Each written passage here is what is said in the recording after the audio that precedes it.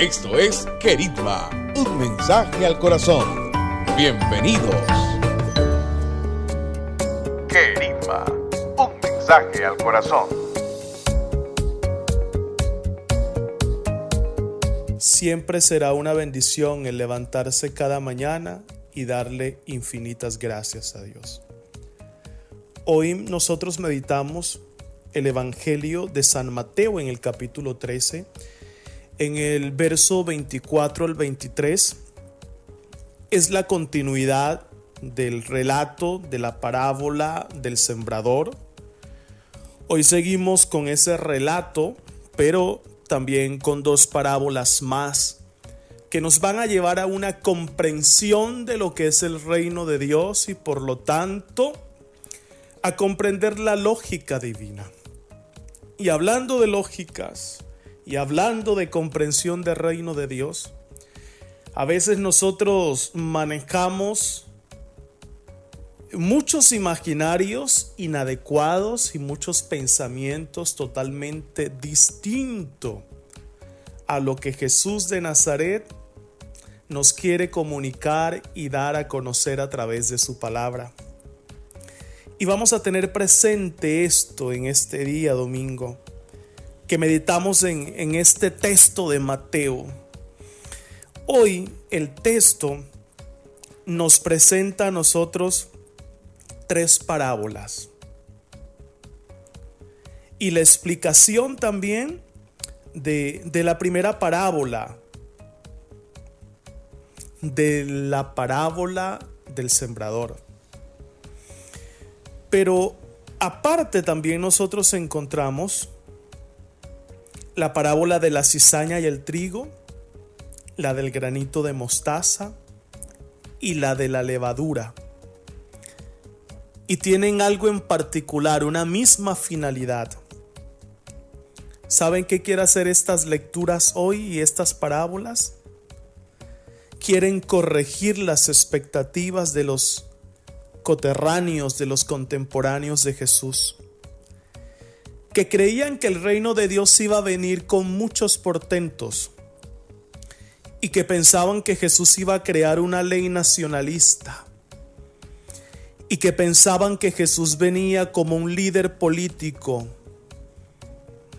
e incluso sus mismos discípulos tenían ese pensar y vivían de acuerdo a esa expectativa. ¿Qué puesto me tocará? Este es el Mesías, este es el Salvador. Sin embargo, queridos hermanos, tengan presente algo. A través de estas parábolas, el Maestro Jesús de Nazaret nos quiere dar a nosotros a entender que la instauración, es decir, la construcción del reino de Dios en este mundo, tiene una fuerza inherente, propia. Es un dinamismo y un poder transformante y transformador que poco a poco va cambiando la historia de sus oyentes, de sus discípulos, pero lo hace con una transformación interior. Lo hace con la fuerza y el poder del Espíritu Santo. Lo hace con la fuerza y el dinamismo de su ministerio público, con la fuerza del Espíritu Santo. Y por eso cuando estaba en la sinagoga lo proclamaba aquel texto de Isaías: el Espíritu del Señor está sobre mí porque me ha ungido, porque me ha llamado a proclamar un año de gracia, un tiempo de salvación. Pero nosotros podemos preguntarnos, bueno, Padre, nos presentan hoy el texto y la liturgia de la palabra, esas tres parábolas que hablan también de la fe, que quieren mostrar cómo se va construyendo el reino de Dios. Pero te puedes hacer la pregunta, Padre, ¿qué es el reino de Dios? Lo primero que tenemos que decir es que el reino de Dios es el proyecto de Jesús de Nazaret, que viene a dar la vida a los hombres, que es la transformación del corazón, pero que debemos entender que el reino de Dios no es construcción. Reino de Dios no es una estructura material. El reino de Dios no es un bloque, tampoco es un cemento. No, reino de Dios es la vida de Dios en el corazón de los hombres. Pero también es la concreción, es decir, cómo se hace concreta la salvación cuando nosotros la abrimos de par en par, las puertas del corazón a Jesús de Nazaret. Debemos tener presente de que la expresión no se encuentra en el Antiguo Testamento. Sin embargo, se encuentra a menudo en el Antiguo Testamento la imagen de realeza de Dios, que Dios reina.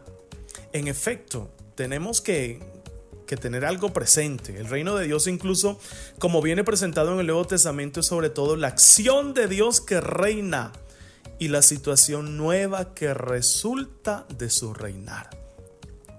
El Señor viene con un mesianismo, viene a compartir con pecadores, viene a dar salvación, viene a sanar a los enfermos, a liberar a aquellos que están endemoniados. Y Él se ha venido también a manifestar como rey. Y como es el rey, instaura un reino. Pero el reino de Dios se establece cuando todo esté sometido a su dominio. Es decir, cuando aceptando su soberanía, la humanidad realice su diseño. Pero yo te pregunto, ¿en tu vida estás viviendo el reino de Dios? ¿Te estás dejando salvar y transformar por Jesús de Nazaret? ¿Sabes qué tienes que hacer para empezar a vivir este reino de Dios? Abrir el corazón. ¿Sabes qué tienes que empezar y qué debemos empezar a hacer para vivir reino y para que el Señor se haga presente en nuestra vida? Tenemos que conversar con Él y decirle: tal vez estoy muy lejos de tu reino, pero yo quiero recibirte en este día. Tal vez Jesús de Nazaret me ha apartado tanto de ti, pero yo quiero aceptarte en mi corazón y quiero empezar a vivir tu proyecto, quiero empezar a vivir tu palabra, quiero que mi vida recobre sentido. Transforma mi corazón. Y cuando nosotros aceptamos a Jesús de Nazaret en nuestra vida, el reino de Dios se va haciendo presente y el reino de Dios va aconteciendo en nuestra vida. Qué hermoso que le digamos: Señor, que tu reino acontezca en mi vida. Señor, que tu presencia acontezca en toda mi existencia. Pero también la realidad del reino y su crecimiento, como viene descrito por Jesús en este día, nos pone de frente al misterio de Dios, cuyos pensamientos no son siempre nuestros pensamientos. No podemos confundir realeza con fuerza, con imposición, con triunfalismo. No. Nos gustan las cosas hechas a lo grande, ¿verdad? Sin embargo, hoy debemos considerar que el reino de Dios va creciendo en lo pequeño, en lo sencillo, y por eso se presenta como una semilla. Dios ha creado el universo y Dios te ha regalado a ti pequeños gestos y manifestaciones de amor. Yo quiero dejarte algo claro hoy: que nunca se te olvide que Dios es tan grande, enteramente grande, que su grandeza se ha manifestado en la pequeñez. Por eso busca al pecador, por eso busca al pequeño, por eso ha buscado al que se equivoca, por eso ha llamado a discípulos imperfectos. Y por eso Pablo decía que la grandeza y la fuerza de Dios se manifiesta en la debilidad y en la pequeñez.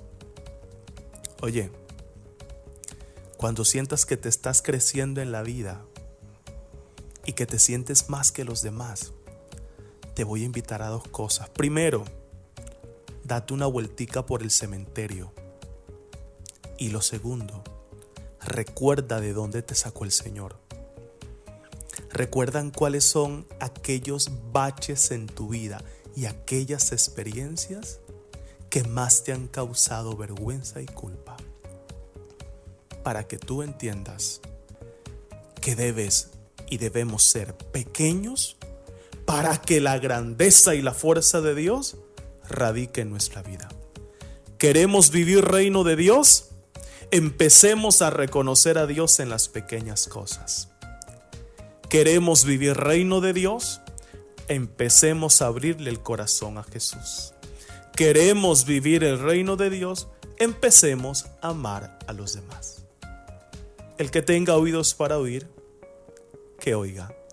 Dios te bendiga. Ritma, un mensaje al corazón. Dios contigo.